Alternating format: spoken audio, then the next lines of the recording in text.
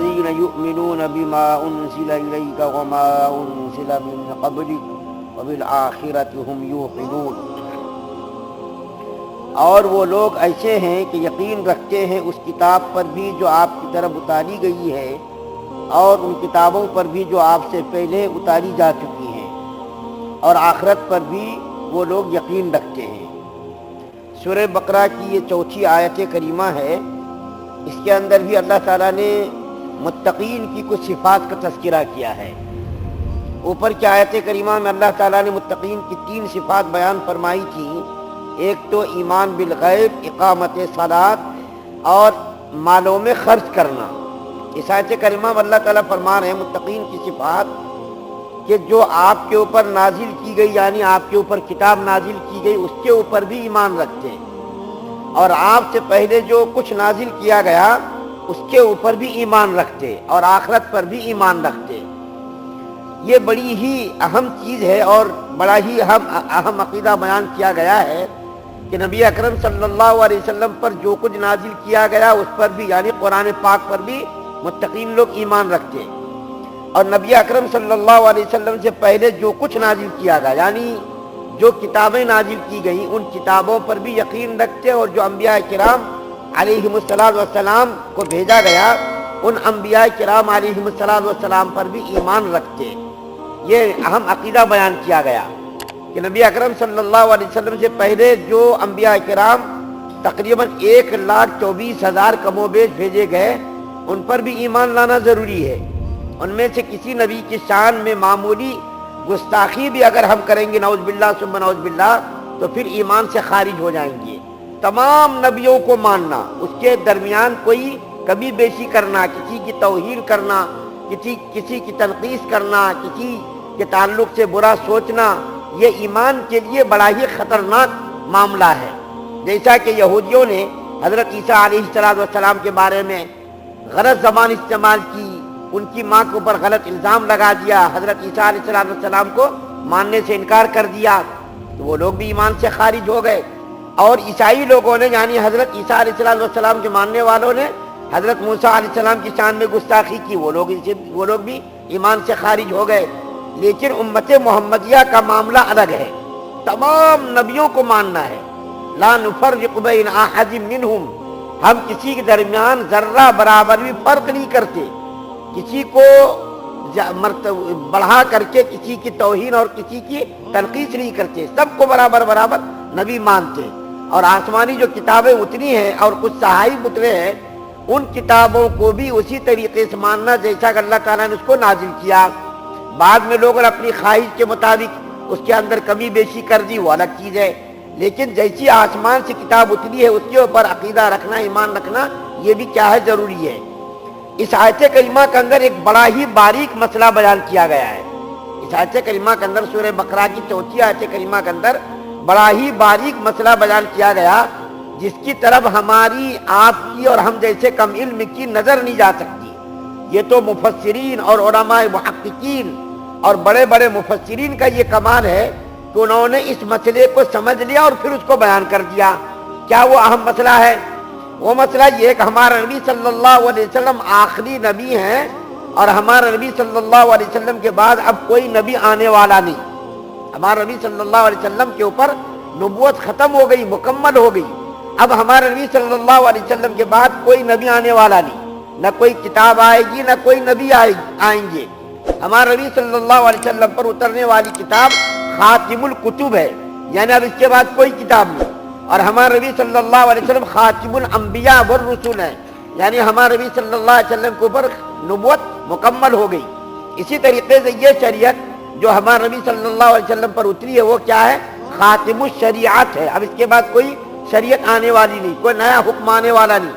اور نبی اکرم صلی اللہ علیہ وسلم نے خود میدان جو حجۃ الوداع کے موقع پر، حج کے موقع پر اللہ تعالیٰ نے یہ قرآن پاک کے اندر آیت اتار دی، الیوم اکملت لکم دینکم واتممت علیکم نعمتی ورضیت لکم الاسلام دینا، کہ ہم نے آج تمہارا دین تمہارے لیے مکمل کر دیا اور میں تم سے راضی ہو گیا، تمہارا دین تمہارے لیے مکمل کر دیا۔ اب اس کے بعد کوئی شریعت، کوئی کتاب، کوئی نبی آنے والے نہیں ہیں۔ تو اس آیت کریمہ کے اندر ختم نبوت کی طرف بھی اشارہ ہے۔ کیسا؟ علماء دیکھیے کتنی باریک بات بیان کر رہے ہیں کہ اس آیت کریمہ کے اندر اللہ تعالیٰ کیا فرما رہے ہیں کہ آپ سے پہلے، آپ کے اوپر بھی اور آپ سے پہلے بھی جو چیزیں اتاری گئی انبیاء کرام کی شکل میں، کتابوں کی شکل میں، ان کے اوپر بھی متقین لوگ ایمان لاتے ہیں۔ لیکن اس آیت کریمہ کے اندر یہ نہیں کہا گیا کہ آپ کے بعد بھی اگر کوئی کتاب آئی، کوئی نبی آئے تو اس پر بھی ایمان لانا ضروری، یہ نہیں کہا گیا، بلکہ یہ کہا کہ آپ سے پہلے جو نبی آئے، جو کتاب اتری، اس کے اوپر بھی متقین لوگ ایمان لاتے۔ اگر ہمارا نبی صلی اللہ علیہ وسلم کے بعد بھی نبی کا سلسلہ جاری رہتا اور کوئی نبی آنے والا ہوتا تو اللہ کیا فرماتے؟ من بعدی، آپ کے بعد بھی آنے والے نبی پر ایمان لانا ضروری ہے، یہ کہتے۔ لیکن یہ نہیں کہا، بلکہ آپ سے پہلے کتابیں نازل کی گئیں اس پر ایمان لانا ضروری ہے، اور آپ سے پہلے جو انبیاء کرام آئے اس پر ایمان لانا بھی ضروری، پہلے کی بات کہہ رہے ہیں۔ اور قرآن پاک کے اندر 40-50 آیتوں کے اندر یہ مضمون بیان کیا گیا کہ آپ سے پہلے جو نبی آئے، آپ سے پہلے جو کتابیں آئیں، آپ سے پہلے جو وحی نازل ہوئی، ان تمام چیزوں پر ایمان لانا ضروری ہے۔ لیکن اگر آپ کے بعد بھی اگر کوئی نبی آنے والے ہوتے، کتاب آنے والی ہوتی، تو ضرور اللہ تعالیٰ فرماتے کہ من بعدی، آپ کے بعد بھی اگر جو نبی آئے کتابت اس پر بھی ایمان لانا، یہ مسئلہ بیان نہیں کیا گیا۔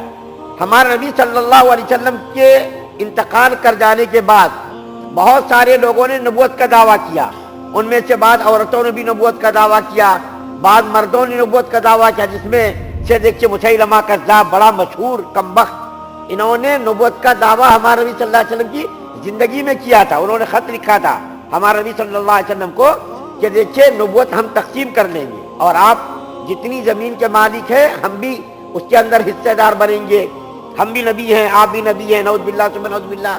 تو حضور صلی اللہ علیہ وسلم نے ایک لشکر بھیجا، ان کو جو ہے ان کو ختم کرنے کے لیے اور اس کو قتل کرنے کے لیے ایک لشکر بھیجا، لیکن وہ لشکر اپنی مہم میں کامیاب نہیں ہو سکا تھا کہ اللہ کے رسول صلی اللہ علیہ وسلم کا انتقال ہو گیا، تو وہ لشکر واپس آ گیا۔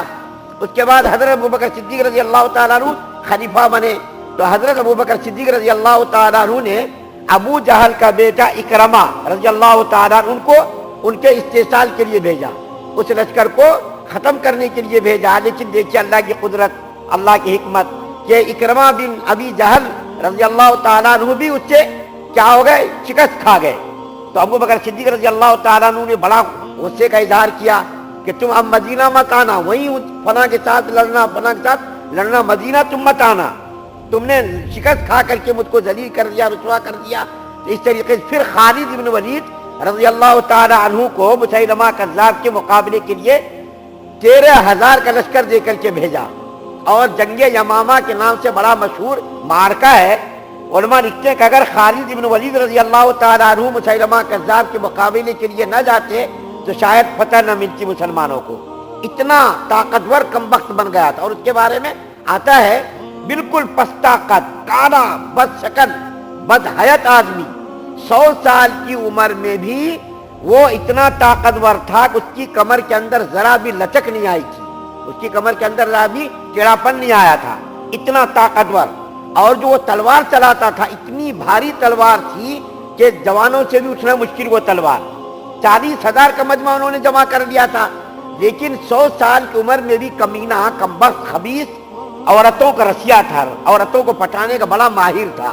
چنانچہ اس زمانے میں جو عورت تھی سجا، وہ بالکل جوان عورت تھی، اور اس نے بھی نبوت کا دعویٰ کیا۔ اس سے کسی نے پوچھا کرے اب تک تو سارے انبیاء کرام مرد آئے، تم عورت کہاں سے آ گئی اور تم نے نبوت کا دعویٰ کیسا کر دیا؟ اس نے کہا مردوں کی نبوت ختم ہوئی ہے، عورتوں کی نبوت ختم نہیں ہوئی ہے، مردوں کی نبوت ختم ہوئی ہے، عورتوں کی نبوت ختم نہیں، اس لیے میں نے نبوت کا دعویٰ کیا۔ 4,000 کو اس نے لشکر جمع کر لیا۔ اس کے بعد مسیلمہ کذاب نے سوچا کہ یہ عورت اگر کہیں ایسا نہ ہو کہ یہ عورت مسلمانوں سے پہلے ہمارے پر حملہ کر دے، تو اس نے اپنا پیغام بھیجا کہ تم بھی نبی ہو، میں بھی نبی ہوں، ذرا بات کر لیں گے۔ چنانچہ وہ عورت آئی کہ کہیں ایسا نہ ہو کہ مسلمان ہم لوگوں کا الگ الگ مل کر کے مٹا دیں، تو ہم دونوں ملیں گے تو ہماری طاقت مضبوط ہو جائے گی اور پھر مسلمانوں سے مقابلہ کریں گے، مدینے پر حملہ کریں گے۔ چنانچہ مسیلمہ کذاب نے خیمہ تیار کیا اور اس خیمے کو بڑی ہی خوشبوؤں سے معطر کیا۔ تو سجا نامی عورت جب آئی، 4 روز اس نے عیش کیا کمبخت نے، اتنا بوڑھا 100 سال کی عمر کا مسیلمہ کذاب اس نے 4 روز تک اس عورت کے ساتھ عیش کیا، نکاح کر لیا، عیش کیا. اس کے بعد پھر وہ عورت چلی گئی. لوگوں نے پوچھا کرے تمہارا دین مہر کیا ہے؟ وہ پلٹ کر کے پھر آئی. اس نے پوچھا مسیلمہ کذاب سے کہ تم نے میرے ساتھ نکاح کر لیا لیکن میرا دین مہر تم نے متعین نہیں کیا. تو مسیلمہ کذاب خبیث نے کہا کہ تمہارا دین مہر عشاء اور فجر کی نماز معاف ہے، یہ تمہارا دین مہر ہے. بارے کہ مسیلمہ کذاب سے مقابلہ ہوا. وہ مسیلمہ کذاب اپنے لشکر کو لے کر کے ایک باغ کے اندر گھس گیا. مسلمانوں کے ساتھ بڑا زبردست مقابلہ ہوا. حالانکہ دیکھیے باطل پر تھا وہ، لیکن اس نے اتنا بڑا لشکر جمع کر لیا. مسلمانوں نے بڑی بہادری اور شجاعت کا مظاہرہ کیا. اور مسیلمہ کذاب کو کس نے قتل کیا؟ آپ کو تعجب ہوگا سن کر کے. اس آدمی نے قتل کیا جنہوں نے حضرت حمزہ رضی اللہ تعالیٰ عنہ کو شہید کیا تھا. حضرت حمزہ رضی اللہ تعالیٰ عنہ کو شہید کرنے والا وحشی ابن حرب رضی اللہ تعالیٰ عنہ، انہوں نے بڑا ہی نشانہ ان کا اچھا تھا. انہوں نے برچھا لے کر کے نشانہ لگایا اور اتنی دور پر نشانہ لگا کر کے جو مارا مسیلمہ کذاب کو، وہ برچھا سینے سے پار ہو گیا. اس کے مرتے ہی اس کے اندر بھگدڑ مچ گئی. اس کے پورے لشکر کے اندر 17,000 مسیلمہ کذاب کے لوگ مارے گئے اور مسلمانوں کے 1,000 جو ہے مسلمان اس کے اندر شہید ہوئے. 700 تو بڑے بڑے قرہ تھے. اس کے بعد یہ حضرت ابوبکر صدیق رضی اللہ تعالیٰ عنہ نے قرآن پاک کو ایک جگہ جمع کیا. 700 قرہ شہید ہوئے اور 1,000 مسلمانوں کے لشکری شہید ہوئے. بڑے کہ مسیلمہ کذاب کو جہنم رسید کر دیا. اور اس زمانے کے اور دوسرے لوگ تھے جنہوں نے نبوت کا دعویٰ کیا. طلحہ اسدی یہ بعد یہ پھر مسلمان ہو گئے. سجاہ کے بارے میں بھی آتا ہے کہ وہ گمنام زندگی اس نے گزاری اور جو ہے یہ مسیلمہ کذاب جہنم رسید ہوا. لیکن یہاں پر ایک بات ذکر کرنے کے لیے میں نے یہ بات چھیڑی ہے. 19ویں صدی میں انگریزوں نے غلام احمد قادیانی کو اپنا ایجنٹ بنایا. مسلمان چونکہ ہندوستان کو آزاد کرنے کے لیے متحد اور متفق ہو گئے تھے. مسلمانوں کی طاقت کو توڑنے کے لیے انگریزوں نے یہ سازش چلی کہ غلام احمد قادیانی جیسے ایمان فروش آدمی کو تیار کیا. اور غلام احمد قادیانی نے کمبخت نے خبیث نے نبوت کا دعویٰ کیا. یہ 1838 میں پیدا ہوا اور 1880-90 کے بیچ میں انہوں نے نبوت کا دعویٰ کیا. اور یہ کمبخت ایسا مکار اور فریبی تھا کہ شراب پینے کا عادی، بھنگ پینے کا عادی اور ایک آنکھ کا کانا بھی تھا. آج تک جتنے بھی انبیاء کرام تشریف لائے دنیا کے اندر، تمام کے تمام کے اعضاء سالم تھے. کسی کے عضو کے اندر کوئی خرابی نہیں تھی. آنکھ بھی صحیح، ہاتھ بھی صحیح، پیر بھی صحیح. لیکن یہ 19ویں صدی میں کمبخت نے جو نبوت کا دعویٰ کیا، ایک آنکھ سے کانا تھا. اور اس کی موت کتنی عبرتناک ہوئی، سوچئے ذرا غور کیجئے. نبی تو اللہ کے محبوب اور مقبول بندے ہوتے، عزت کے ساتھ وہ دنیا سے تشریف لے جاتے. فرشتے آ کر کے بسد احترام ان کے سامنے ہاتھ جوڑ کر کے کہتے کہ آپ کے جانے کا ٹائم ہوا، اگر آپ کہیں تو ہم آپ کی روح نکالیں گے. لیکن یہ کمبخت غلام احمد قادیانی کذاب جھوٹا خبیث النفس آدمی پاخانے کے اندر مرا. تعاون کے مرض میں پاخانے کے اندر ان کا انتقال ہوا. بتائیے کتنی عبرتناک ان کی موت ہوئی. بھنگ پینے والا، چرس پینے والا، شراب پینے والا کبھی نبی ہوا؟ لیکن مسلمانوں کی طاقت کو توڑنے کے لیے انگریزوں نے یہ سازش چلی اور اس کو نبی بنا کر کے کھڑا کر دیا کہ تم جو ہے نبی بن جاؤ.